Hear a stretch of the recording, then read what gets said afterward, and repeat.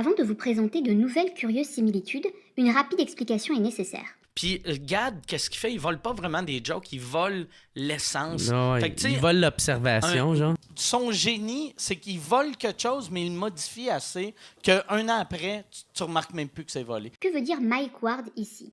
Disons qu'inventer une blague serait comme créer un personnage de dessin animé. Si vous reprenez la chose à l'identique, c'est un plagiat évident. Facile à voir. Mais parfois, l'idée peut être modifiée pour ne plus complètement ressembler à la version d'origine. Vous pouvez par exemple l'améliorer, ajouter des détails, inverser un peu les choses, modifier l'apparence, ou même la changer d'époque ou de lieu. L'habillage est modifié, mais l'essence est toujours là. Pour une vanne ou un sketch, c'est pareil. C'est ce que nous appellerons une gaderie. Pour bien comprendre, voici une première gaderie facile à voir. Ici, l'essence de la blague réside dans le fait que le problème soit très éloigné de la réalité, voire qu'il n'ait aucun sens, et que le problème soit incompréhensible même pour un adulte. D'un côté, on a... Pierre remplit la baignoire 1/3 fois moins que Jean, qui lui l'avait remplie 2 fois plus que Jacques. C'est complètement idiot, hein, parce que dans la vie, tu fais jamais ça. Hein. Je peux jouer à Nintendo? Non, d'abord, on fait le problème. Mais Jacques a utilisé 1/3 de l'eau déjà utilisée par Jean. En plus, ils sont dégueulasses, ils se lavent dans le même bain. Ah bon? Alors, combien de mètres cubes Jean et Jacques ont-ils gaspillé? Bah tiens, va jouer à la Nintendo parce que j'ai besoin de calme, tu vois. Ouais, c'est vrai, parce que là, c'est un problème. Et quelques années plus tard... Et toi, mon fils, c'était quoi le problème? Alors là, c'est super, hein, c'est une baignoire se remplissant à 4 litres d'eau toutes les 47 secondes. Si je commence à remplir ma baignoire à 19h12, sachant qu'il y a un trou dans ma baignoire, laissant échapper 7 litres d'eau toutes les 9 secondes, tout en sachant que pendant les 4 dernières minutes de remplissage, j'ai essayé de boucher le trou avec la moitié de mon doigt, à quelle heure aurais-je 29 litres d'eau dans ma baignoire? Malgré une approche un peu différente, on retrouve bien l'essence du sketch. Le reste n'est que du détail et de l'habillage. Vous venez de découvrir votre première gaderie. Voici d'autres gaderies faciles à déceler. La vanne suivante parle de la difficulté de lire des romans et de la surprise de découvrir un personnage qu'on n'a pas vu venir dans les pages précédentes. Tu lis et sans t'en rendre compte, en fait, en même temps que tu lis, tu commences à penser à autre chose. En fait, tu es là, tu lis, comme ça, tu tournes les pages et tout, tu es là, en même temps, tu fais ouais, ça serait bien que je fasse ça la semaine prochaine, c'est pas mal. Tu lis pendant un bon moment, comme ça, puis là, d'un coup, tu es là, Franck? Qui c'est ce mec? Allez, je recule de 10 pages, allez. Moi, j'arrive pas à lire de toutes les manières, j'arrive pas à lire des bouquins. Des fois, je lis, je vois Jean-Baptiste, là, regardez, j'ai dit d'où il sort Jean-Baptiste, il n'y avait pas Jean-Baptiste au début.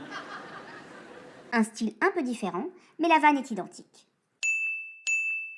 Et pour finir avec les gaderies les plus simples, ici la blague peut se résumer par un père qui frappe ses enfants à l'arrière de la voiture, tout en conduisant et en regardant la route. Puis pour nous calmer, mon père appliquait la technique de nous squeezer les jambes par en arrière, de même en chauffant. Là. Hey! Il squeezait Jaurès du revers. Hey! Là, t'étais de même en arrière. Mais il était tellement performant, il y avait une auto manuelle. Il nous squeezait en one-timer sur la 2 puis la 4. C'était comme 1, 2, hey! 3, T'es énervé avec les enfants qui sont derrière dans la voiture. Les pauvres, ils ont rien fait, ils bouffent des pépitos et tu t'énerves avec eux. Et ils pratiquent ce frappage approximatif et rotatif des pères dans la bagnole. Ça suffit, là-haut! Quand on était petit avec mon père, tout le monde prenait des coups. La nounou, la babysitter, ma tante, les amis. Les pépitos de Gad ou les cabrioles de Louis-José Houd ne sont pas les éléments principaux ici, évidemment. L'essence de la blague est encore une fois la même. Maintenant que vous avez l'œil aiguisé, passons au niveau des gaderies plus poussées. Ça va être de plus en plus beau à voir. Dans l'extrait suivant, Dave Chappelle explique qu'il rêvait d'emmener ses enfants à Disney, que les employés du parc l'ont reconnu devant ses enfants et lui ont gâché son moment, et qu'il a fini par confronter Mickey. I went to Disney World with my kids, which is a big deal for me. I don't get to see my kids so much. This particular day, I got to hook up with the kids. We went to Disney World. Everybody at the park. Fucking everybody. Hey! Hey! I'm Rick James, bitch! Even Mickey Mouse did it. I said, this is the most unprofessional shit I have ever seen in my life. Rick James, bitch. Oh, I was fed up. I caught that motherfucker with an uppercut. Pop! Depuis qu'il est né, ce môme, je rêve de l'amener voir Mickey. J'étais fier. On voit Mickey arriver comme ça, petit à petit, devant nous. Quelle émotion. Sauf que Mickey est arrivé à 20 cm de nous, il s'est arrêté et on a entendu une petite voix qui est sortie du masque de Mickey et qui a dit « Oh, trop fort, Gad Elmaleh, je peux avoir un autographe !» Donc c'est n'importe quoi. Hein. Pourquoi tu parles devant le petit? Putain, il s'est trompé. C'est fou. Apparemment, à quelques mots près, tout le monde a la même vie que Dave Chappelle. Une vanne où un humoriste très célèbre emmène ses enfants à Disney et où l'employé jouant le rôle de Mickey sort de son personnage pour interpeller la star et ainsi gâcher le moment de l'enfant. C'est peut-être pas encore assez précis. Passons à la merveille des merveilles. Reprendre toute l'essence d'un sketch à un des plus célèbres humoristes américains, moins de 4 ans après sa création. Ici, Louis C.K. vient d'emménager dans un immeuble très bourgeois de New York. Il est habillé de manière très débraillée et il dénote avec le cadre très huppé. Une personne en droit d'être présente l'interpelle. L'humoriste fait semblant de ne pas être à sa place ici. Une autorité est sollicitée et cette autorité finit par confirmer que l'humoriste est en droit d'être présent. La seule différence, l'immeuble bourgeois de Louis C.K. est devenu une classe à faire en avion. Une simple transposition. Savourez. My first week in the building about a year ago, I went down to the courtyard for the first time, and I didn't look too good, you know? It was a Sunday morning. That's my least presentable hour. Il y a pas longtemps, j'ai pris un avion pour aller aux États-Unis, j'étais en première classe. Je rentrais dans l'avion comme ça, tu vois, et puis j'étais habillé de manière très très détente, tu vois. Survêtements, basket, casquette. And then there's this guy looking at me. He's looking at me like, I could tell he was thinking I don't live in the building. He thinks I just wandered in off the street. Et là, il y a un monsieur qui me regardait, tu vois, qui me regardait un peu de haut, comme ça, il était un peu... Et je sentais qu'il me jugeait. Je sais pas si j'étais parano ou quoi, et j'ai décidé, je me suis dit, je vais installer, comme on dit en anglais. Je vais me foutre de sa gueule, je vais pas le lâcher, il va se rappeler de moi toute sa vie, ce mec. And I'm trying to look even more gross, and I'm like, pulling up my shirt. Et là, j'ai commencé à agir comme si j'avais jamais vu ça de ma vie, la première classe. Je fais waouh, waouh, c'est super ici, c'est mieux que là-bas. Là. He comes over, says, excuse me, do you live in this building? And I said, no. Et là, je lui ai montré mon siège, celui que j'avais payé. J'avais le carton d'embarquement. Je lui ai dit, je peux m'asseoir là ou... Il m'a dit, ben non, si vous êtes pas en première classe, c'est pas possible. Je ne dis rien, que ça en a à foutre, t'en arrête. He's, no, and he goes over to the doorman, and I see him talking about me to the doorman like this. And then I see the doorman going, oh no, that guy lives here. That's okay. Il a appelé l'hôtesse. Il lui a dit, je pense que ce monsieur ne voyage pas en première classe. Elle lui a dit, c'est bon, il voyage en première classe. Fascinant, non? Même situation, même structure, mêmes enchaînements, même personnage, c'est la gaderie parfaite. Poursuivons. Dans ce sketch, le Québécois Martin Petit parle des poissons qui, pêchés puis relâchés, doivent vivre une expérience assez incroyable. Il se met dans la peau du poisson qui raconte l'expérience aux autres poissons, avec pour preuve la blessure qu'il a à la bouche à cause de l'hameçon. Qui ici croit qu'à quelque part, il y a des extraterrestres?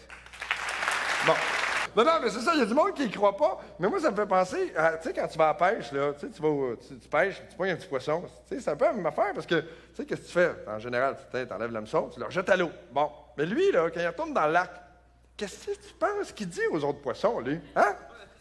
La même affaire! Lui, il retourne dans le lac, il fait comme, hey man, faites kidnapper par un extraterrestre. Je te jure, je me promenais un matin, poisson relax. Là, il y a un rayon de métal qui me pogne la gueule. Là, ça m'amène dans un vaisseau d'aluminium qui flotte sur l'eau, qui est d'une technologie que je ne comprends pas, OK? Et là, à l'intérieur, il y a 2 extraterrestres avec 2 chemises carottées puis une bouteille brune, puis...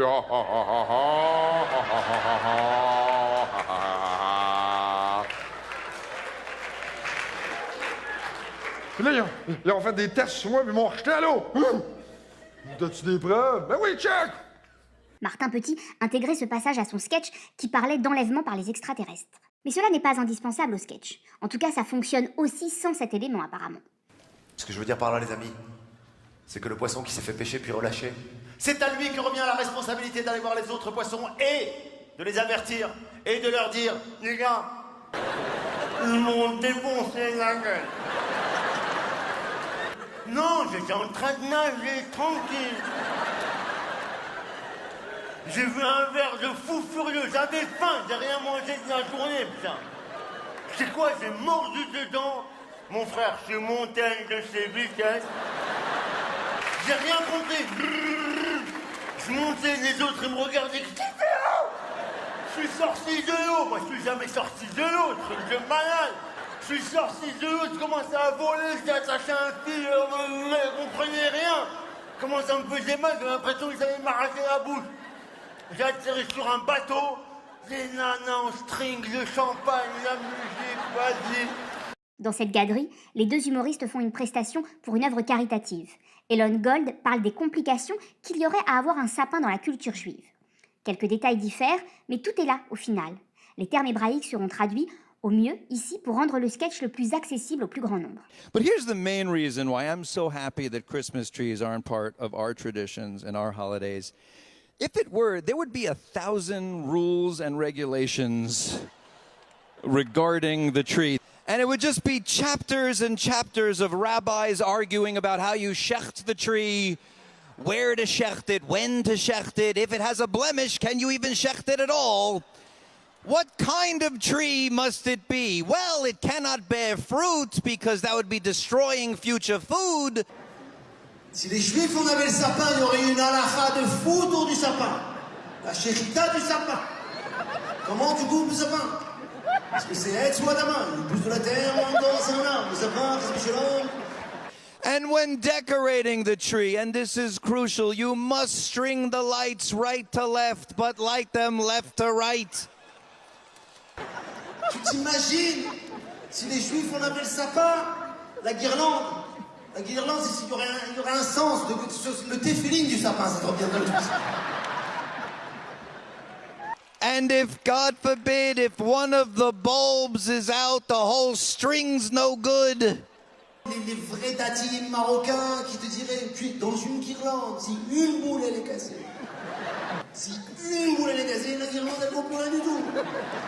And once the tree is lit, you cannot derive any benefit from the light of the tree. Don't derive any benefit from the smell either. And chas v'shalom, should a stem break off, the whole tree is garbage. But you can't just throw it out. You got to chop it down, save it for next year's chach on Sukkot. Le rabbin nous aurait fait tout un truc en disant, j'ai entendu, chas v'shalom, dans notre communauté, qu'il y a des gens, ils ont utilisé le sapin pour faire la soukha. Enfin, un petit bonus pour la route. N'ayant à ce jour trouvé aucun plagiat en ce qui concerne Kev Adams, ni même reçu aucune information viable à ce sujet, on peut s'interroger sur la provenance de cette vanne dans le show que Kev Adams a joué et écrit avec Gad Elmaleh. Everybody says that Mark Zuckerberg is a genius, but I don't think so. I heard that he bought Instagram for $1 billion. That's very stupid because everybody knows that it's free on the App Store. J'ai lu un truc il n'y a pas longtemps, un truc de fou. Il paraît que Mark Zuckerberg, le patron de Facebook, il a acheté Instagram pour $1 milliard. Ouais, je sais, ouais, j'ai lu. Ah, mais il est complètement con. Moi, je l'ai eu gratuit sur l'Apple Store. Ouais. C'est un maître du vol, tu sais. Ouais. Et avec ça, ben, ça va se propager pas mal plus. Il y a les fans à Gad qui vont faire « Ah, mais Gad, la façon il fait, c'est plus drôle. »